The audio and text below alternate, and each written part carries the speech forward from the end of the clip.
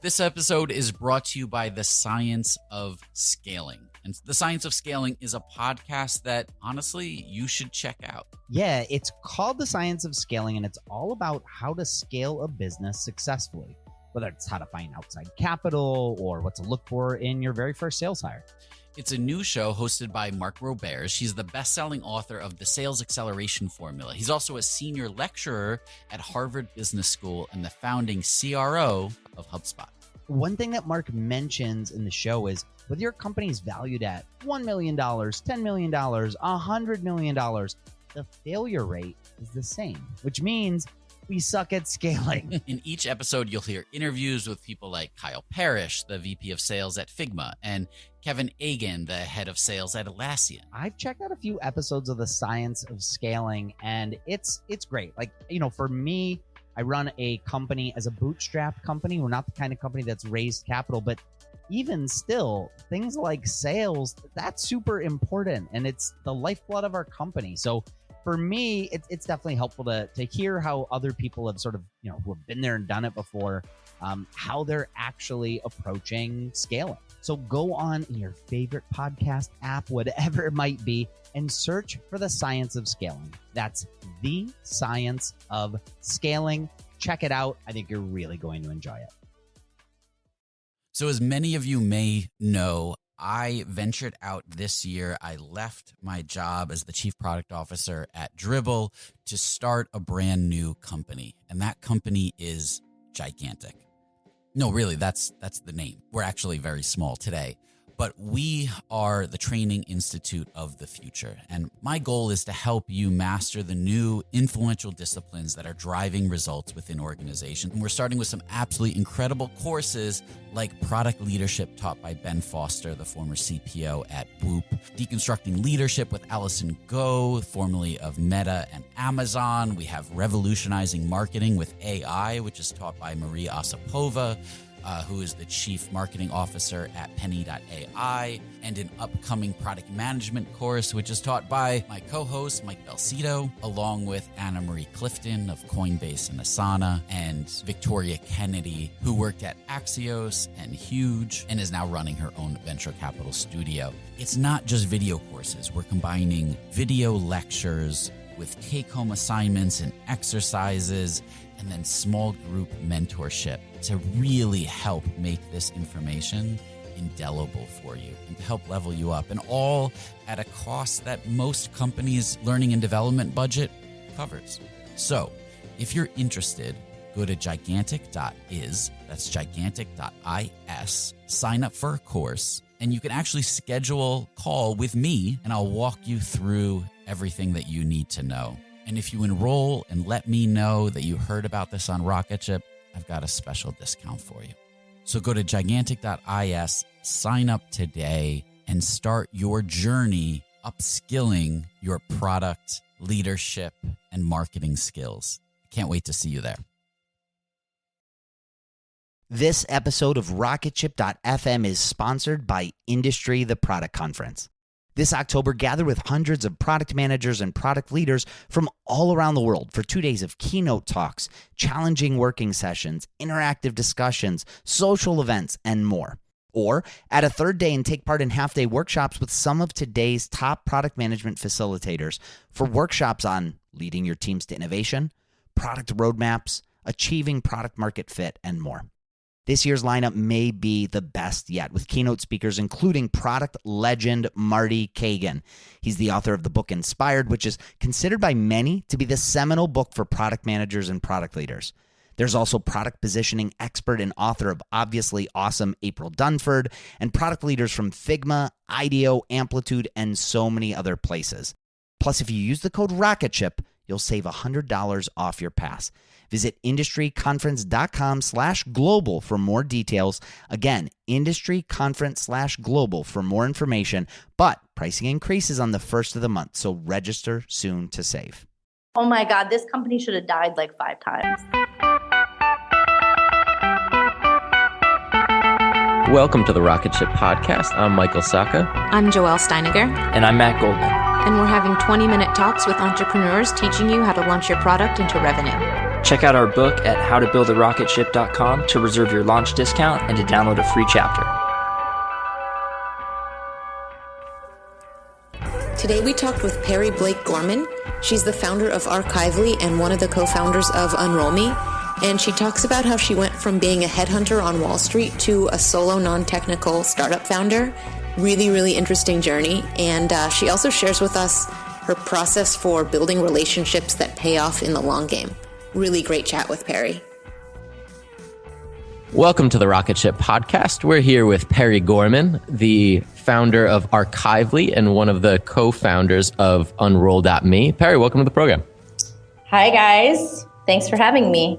Absolutely. So tell us a little bit about getting started with Unroll Me. Well, I'll take you a little bit back further than that. So to get started, I had a 13 plus year career as a headhunter on Wall Street. And I kind of got to the top of the business and just realized like I was kind of unfulfilled. I met a guru in Bali. Like there's a whole story like that, eat, pray, love-ish kind of thing where I quit my job and spent, a year traveling and kind of figuring out what I wanted to do with my life. As it turned out, I kind of got into the startup scene through beta testing other things and being like, oh, wow, this is great. And, oh, wow, there's a lot of things out there that aren't very good. And sorry, but it's true. And I kind of thought to myself, oh, okay, well, what problems do I have? And funny enough, I had this situation where I was supposed to see like my uncle and his email got buried in all these subscriptions that I had in Gmail. And I was really upset about it. It was like just kind of a missed connection that shouldn't have been. And I went and I was like, what is there that can help me unsubscribe? This is like the most painful thing ever. And most of the things I saw like unsubscribe.com was still around then was, there were like the one button clicks, but it was more, I wanted more than that. I wanted the whole experience of what is in my inbox, like what am I actually subscribed to? So that's kind of like the beginning of it. And then at Startup Poker, as you do, I met Josh Rosenwald, who's the CEO of Unroll Me now. And we talked about it. He was working on a bunch of different things and we sort of partnered and founded it together. And it was a good match, right? Because he had already partnered with a couple of friends who were product and engineering and I had the marketing piece and the idea. And so that's kind of how it started. And, yeah. Go ahead. So you are now with Archively a solo non-technical founder. Yeah. Tell us a little bit about how you got the ball rolling because you're also self-funded, as I understand. So I'm angel funded now, but I started out self-funded. I mean, the thing about Unroll Me that was great for me was that it was like my startup training wheels kind of situation where I proved to myself that I could get something out there. Like the experience of getting Unroll Me kind of off the ground and like into visibility gave me like, oh, wow, maybe I can actually do this. So I was not actually very passionate about email. In fact, I hate email. So moving on to do something in an area that I'm more passionate about, I actually spent a lot of time thinking about Archively. I'm not a kid. I'm 35 years old. And I wanted to do something that I could do for long haul. And I wanted to do something in the space and domain that I spent my career on. So Archively is basically like Evernote about people. And it allows you to build dossiers about people as you're researching online. So it's really built for recruiters and sourcers. There are a bunch of other there are a bunch of other use cases for it too. And no, we're not a search engine and we're not meant to automate everything. We're actually meant to capture all the information as people who do this as a process. People, store it in spreadsheets, et cetera. So I took all my money that I had in my bank account and I moved to California. I had a friend out here who gave me good advice, but it was sort of like you just go into VCs and pitch with your pitch deck, and they were $2 million kind of advice. And strangely enough, like, of course that didn't happen, But it also didn't happen, and I'm kind of glad it didn't. I think I've learned a lot bootstrapping and taking small angel money. I think I've made a lot of decisions that I think actually I would have ruined the company if I had taken money early. I had to get so tight on my vision of Archively because I just didn't have the resources to overbuild. And I'm a non-technical founder, so it's not like I was sitting in my bedroom just coding away for months and months and months. I had to be really, really clear about how I was spending all my, my personal money, et cetera. I definitely learned how to be scrappy and to like make good resource decisions and be really, really, really careful about who you work with, how much they're charging you, and like what you get for that. I think that was one of the best lessons that I had from that. And then I raised money. And I don't know, that didn't feel as hard as some of the other parts. So before you raised the money, how long was that time period when you were bootstrapping? Well, like for half of it, like, I guess I've been doing it for I came up with the idea like 2 years ago, but I didn't really start building it. I guess I started building it like a year ago or so. And I think for a while I was just trying to figure it out, right? I spent months and months and months trying to find a co-founder. Like everyone says you need, a technical co-founder. And then I finally was like, screw it. Like I'm doing this anyway. So I need to just figure out how I'm going to move forward. So, say your question again. I lost myself. How long were you bootstrapping for? Yeah. I guess I bootstrapped for like 8 or 9 months, but technically I wasn't working for a year. I wasn't really it wasn't a company yet, right? It was just an idea and I was out here networking and trying to figure things out. This episode is brought to you by Miro. So when I was at Dribbble, over the 6 years, there was one tool that we would always use when we were doing cross-team collaboration. Whenever the collaboration started to get complex, we would bring in Miro.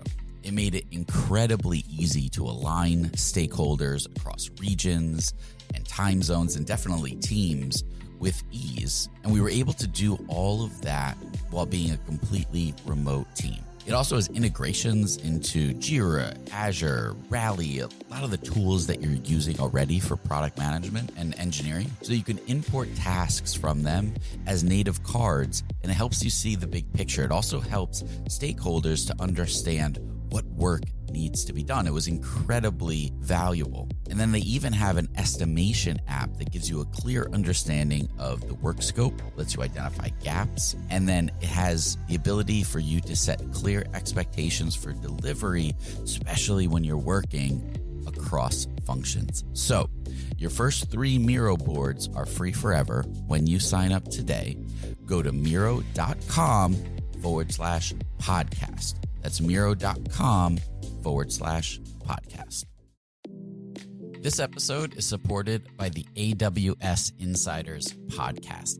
AWS Insiders is a fast-paced, entertaining, and insightful look behind the scenes of AWS and cloud computing. Hosts Raul Submaranian and Hillary Doyle dig into the current state and the future of AWS by talking with people and companies that know it best. It's a show that's full of opinions, takeaways, and untold stories about the challenges, innovations, and mind-blowing promise of cloud computing.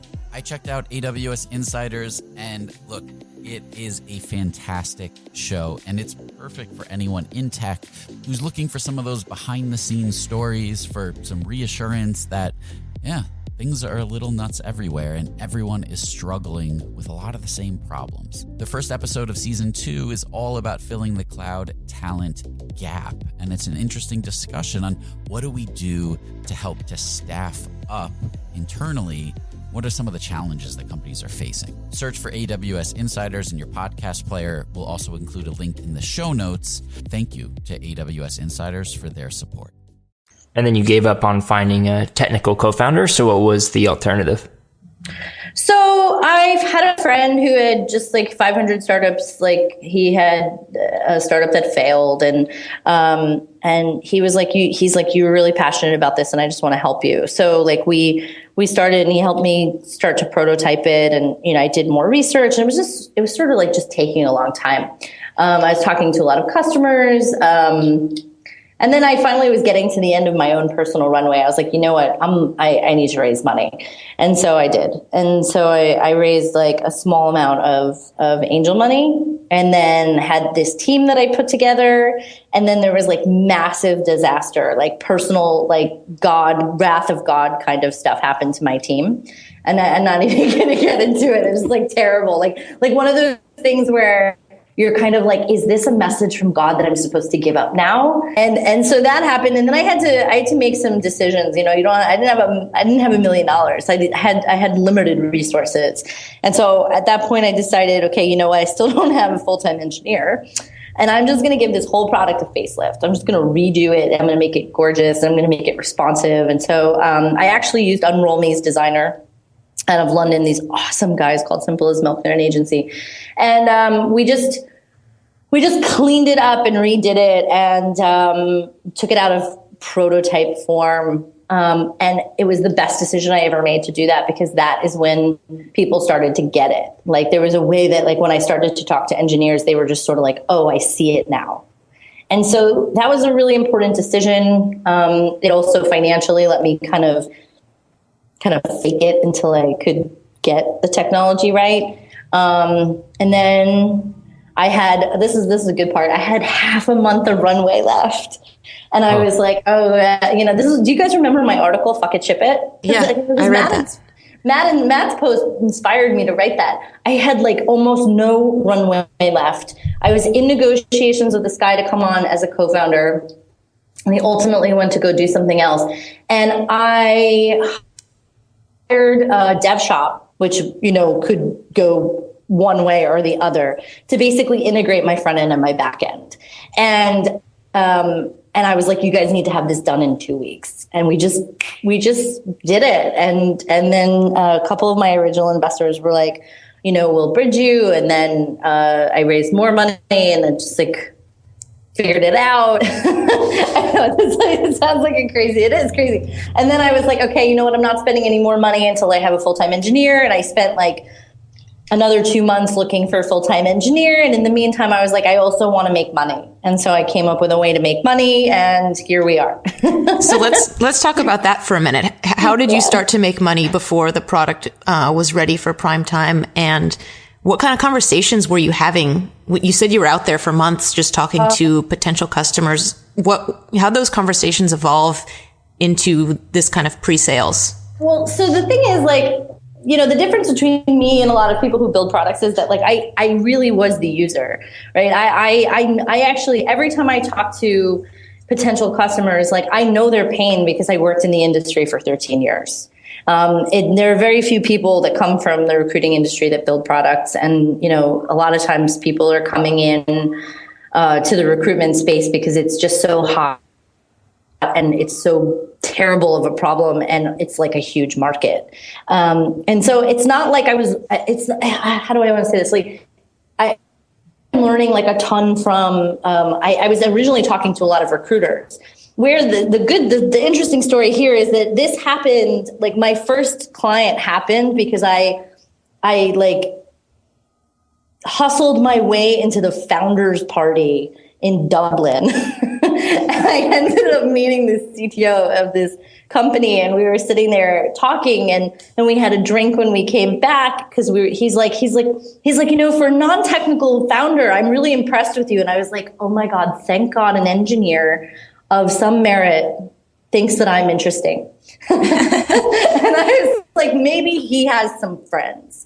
And so we were talking about me finding an engineer, and he was like, do you know any good recruiters? And I said, you don't need a recruiter. I'm like, engineers don't even want to talk to recruiters. I said, what you need is awesome pipelining.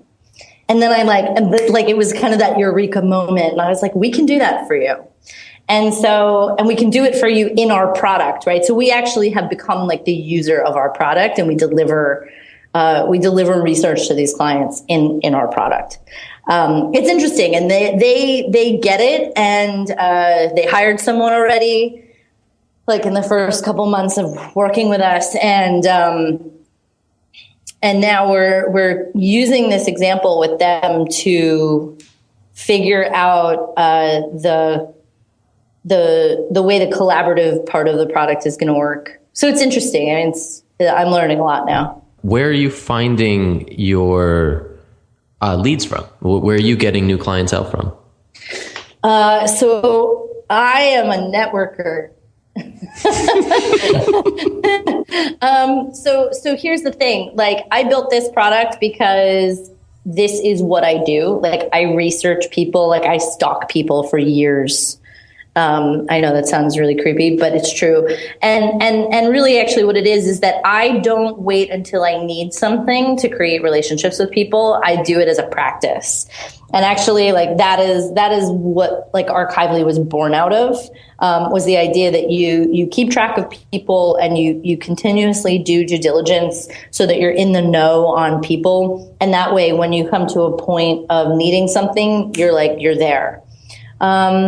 New business is not like, so the other thing is, like, I'm a salesperson, I'm a recruiter. Like, this is actually not the hard part for me. I just kind of go out there and tell people what I do and put it together in a package that makes it like where they can say yes. And like, maybe I'll do a free sample for them if they're interested. But I think for me as a non-technical founder, like, getting the skills to be able to, like, put my understanding of a market and vision into technology has been the harder part. And getting an engineer to trust my vision and be on board and see it too. That's what's challenging. Yeah. Oh, well, so for some of us that aren't kind of natural networkers, can you give us any insight into what you're doing to kind of keep up with people? Is it reading news? Are you writing them a monthly email just to touch base with them? What are you doing to always kind of be up to date? So I do, you do one thing like you do everything. So the way I network is the same way that I headhunt. And basically it's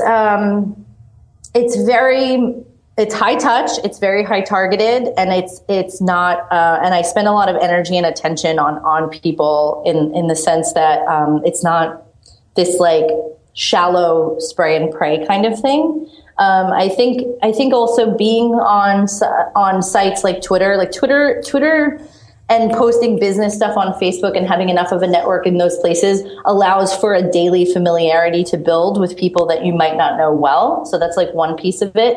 And then actually going and having meaningful conversations with people over time, and knowing that you may not actually ever do business with this person. Like, I think a lot of people think like, oh, when I'm selling or, oh, when I'm recruiting or networking, like, I need to figure out what they're going to do for me or why this is valuable. Or people will be like, why should I meet with this person? And it's like, if you just keep meeting with people, eventually it starts to pay off.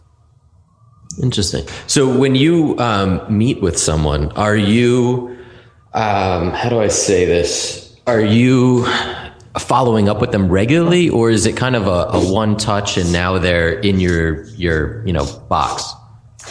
I think it depends. I definitely kind of have this sort of, once every 6 months, I'll kind of reinvigorate a relationship. But I think that what I try to do is make the first contact of, like, whatever I have a contact of someone, that it's powerful enough. Maybe I made an introduction for them that's meaningful, or something that sticks, right? Like something where you're like, oh, this person will take my call again, or they'll meet with me again, or they'll help me if I need it. And then you don't need to do as much kind of tilling of the soil later. But I think that if you only see people when you need them, that's what they associate your calls with, as opposed to the other way around. Interesting. Yeah, I think that, networking and keeping up relationships with people seems like it should be this really natural thing. But people really tend to struggle with it, especially in kind of the tech world, where a lot of people are more comfortable in front of their computer screen, building something that is going to be perfect when it's released. And your article, Fuck It, Ship It, and your whole approach to talking to people and networking is something that I think we can all take a lesson from, for sure.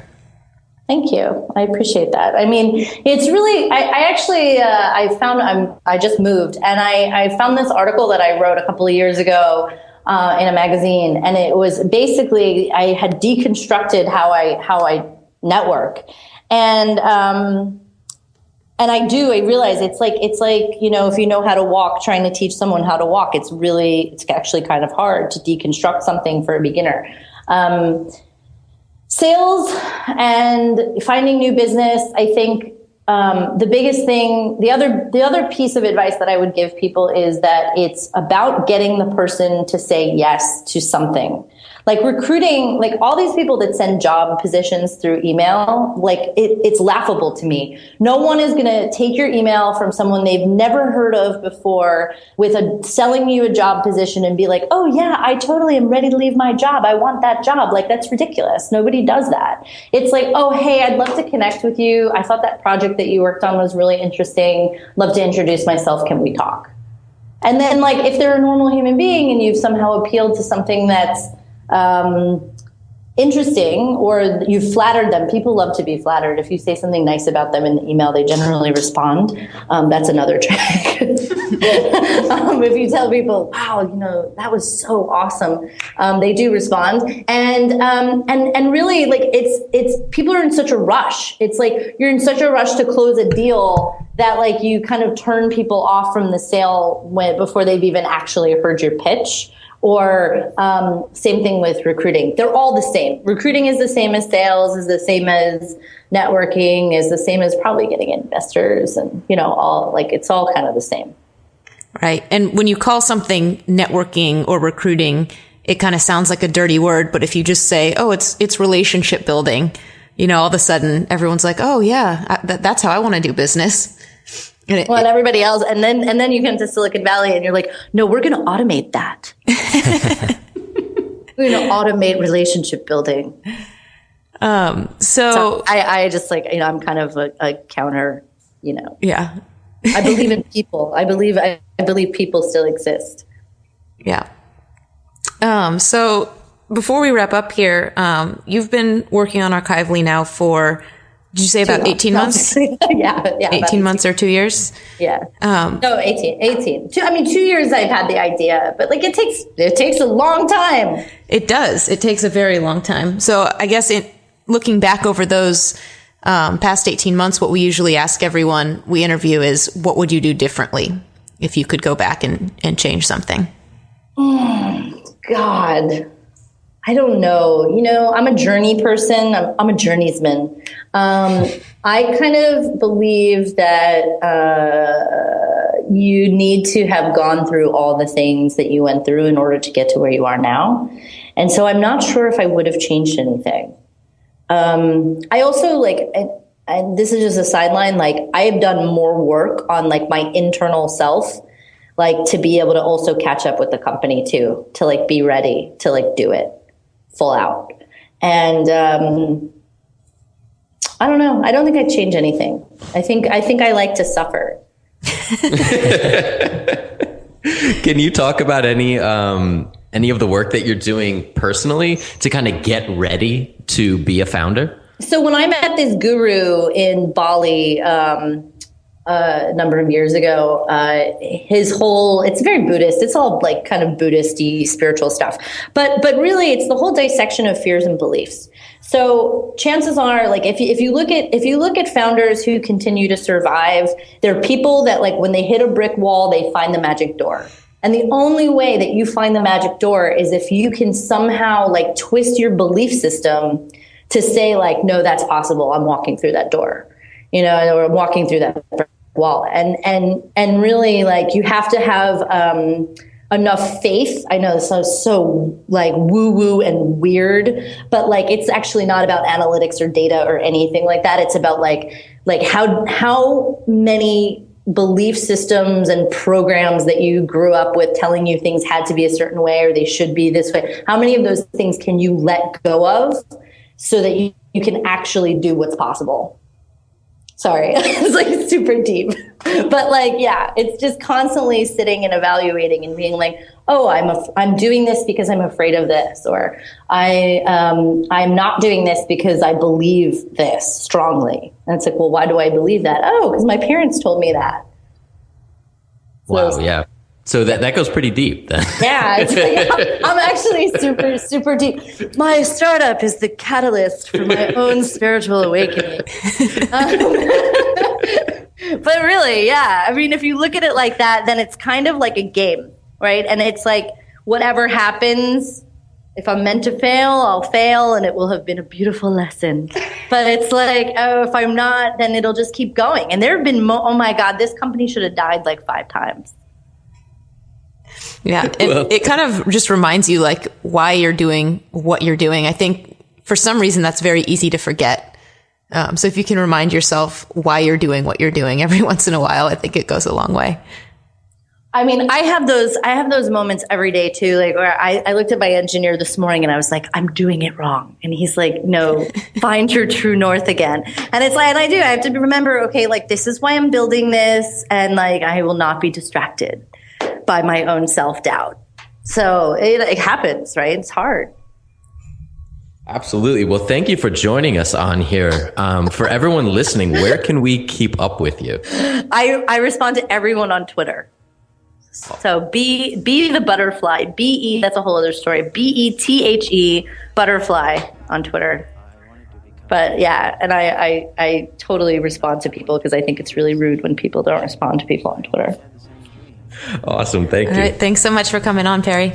Thanks. Thank you guys. Hope this was educational.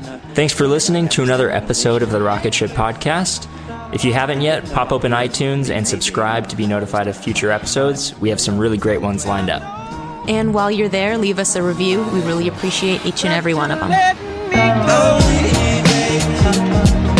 a in the city traveling man. With tears in her eyes, she said it's just really goodbye. I said, cruising borders of land. I'm a in the city traveling man. Don't cry, wipe the tears in her eyes. She said it's just really goodbye. I said, we're gonna go and do something how we did not too long ago. We got a request for this, so we had to do it. We'll go ahead and leave the call heard around the world from the wise of MCs. These cats is paying more than £50. I got my back and snatch it down. I got the skate, but we could probably run them back in town. Scenarios like this is tear jerkers for the modern MC. I eat a blue collar worker, cause this thing called rhyming no different from coal mining. We both on assignment to unearth the diamond. When you start climbing and them eyes start shining, you be struggling and striving and they think you prime diamond. Maintain and keep silent, make no an observation. It's confrontation, this is the daily operation.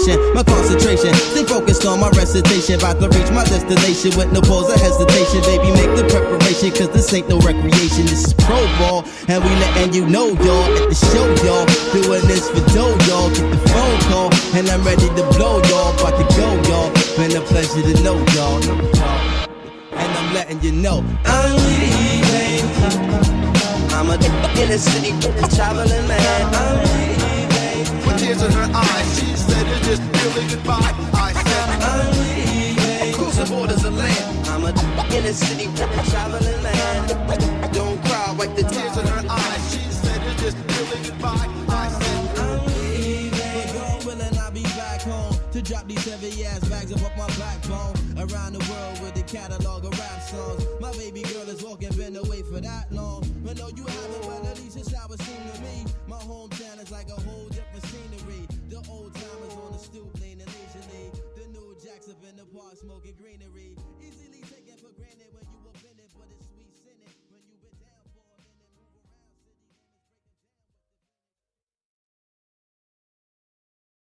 city. Hey, this is Mary Beth Lassiter.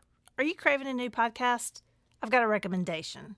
Check out Gravy, the James Beard award-winning podcast that shares stories of the changing American South, brought to you through the foods we eat.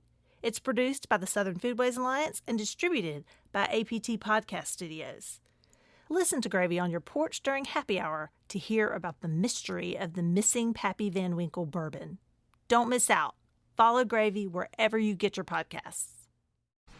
Hey guys, welcome to The Collective.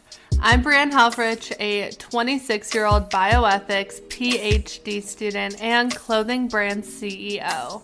Welcome to my podcast where we talk all things health and wellness, navigating your 20s, and becoming the best version of yourself. So, sit down, play that episode, and join the collective.